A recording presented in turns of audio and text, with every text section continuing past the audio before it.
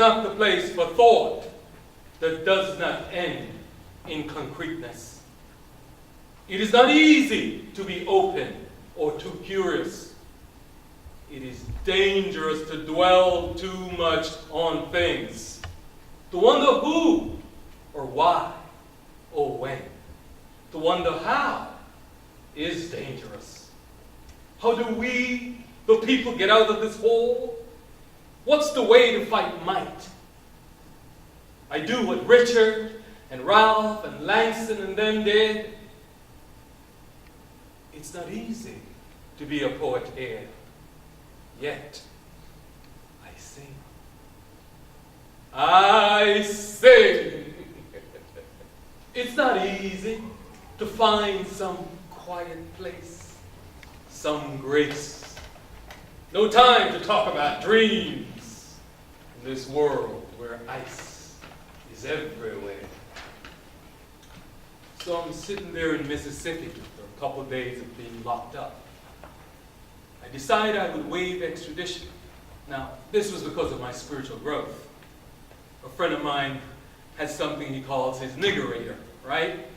Which sort of alerts him when, as he quotes Darth Vader, when there's a disturbance in the Force.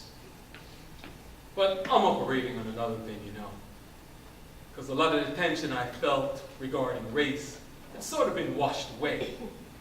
I achieved some sort of spiritual plateau, if you will, by living out on the road. I wasn't expecting any problems. I'd befriended by all kind of people, mostly white folks, because there were no black folks around. I hitchhiked across Texas, which is as big as Russia, you know. You know what I'm saying? And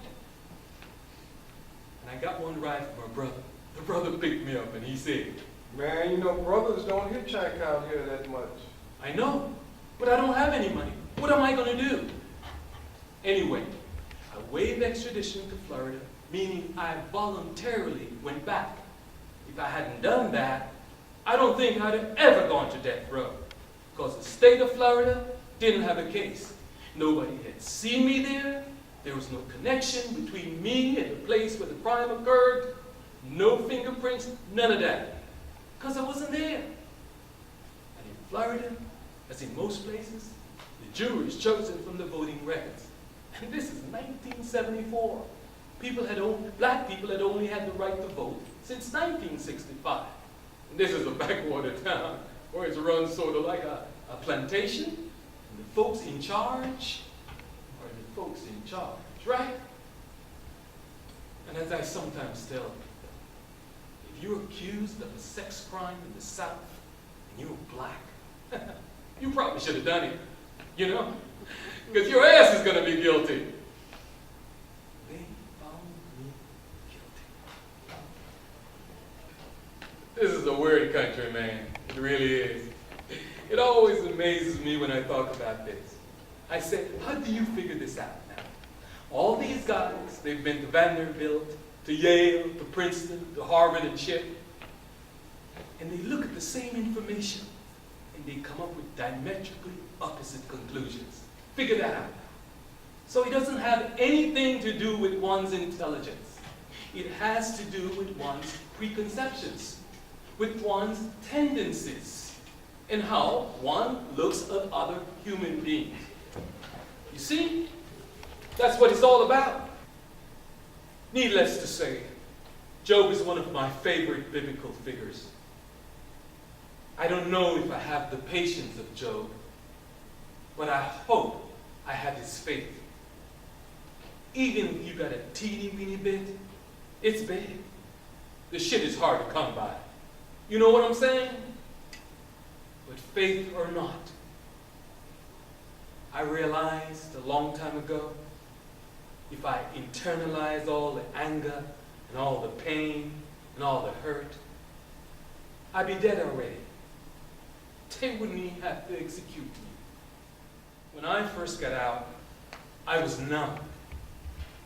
I didn't sleep for the first 3 days. I couldn't.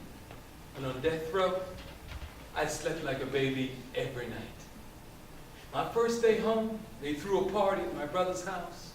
My brother, he gave me his bed for the night, you know, with a red velvet coverlet and everything. one of the sisters from the defense committee. She spent the night with me, which was nice, you know. But I just couldn't get the fuck to sleep, man.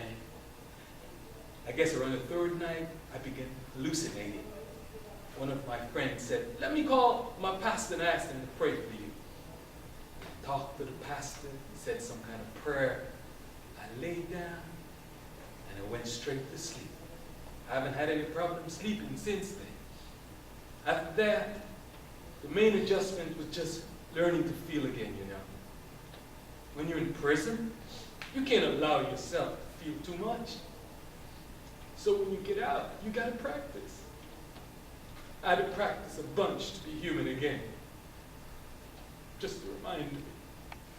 Mahatma Gandhi said that once he discovered God was all fears left him regarding the rest of the world.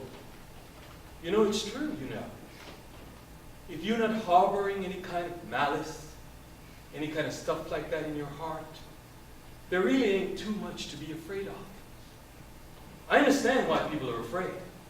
I mean, I do think the world itself, if you think about it, can be quite frightening. I mean, just like getting up every day, you know. I understand. But you can't give in to that. Because as they say in the cowboy pictures, nobody's going to live forever. You know what I'm saying? And if you have to go, then might as well you go about being the highest thing that you can be about. And that means learning not to fear other people, man. On a human level, white or black or whatever. I mean, it's a real struggle not to lump all white people. You know, you are locked up in a room and a guy comes in wearing a gray suit and he hits you every time he walks into that room. Afterwards, you're going to have a thing about people with gray suits. I don't give a fuck who they are. But you know, I try to look at the world monolithically, not like that. And that's what helped me survive. I mean, the American criminal justice system is totally fucked up. I think some things about our country are fucked up. But I also think it's a great country, you know. I really do.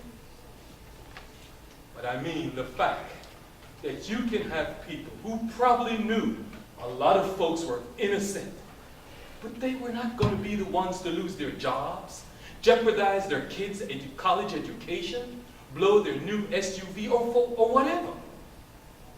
Some abstraction like justice. That's fucked up. I know America gets tired of all these people talking about what they don't have and what's wrong with this country. Folks say, well, what's right with the country? Well, what the fuck?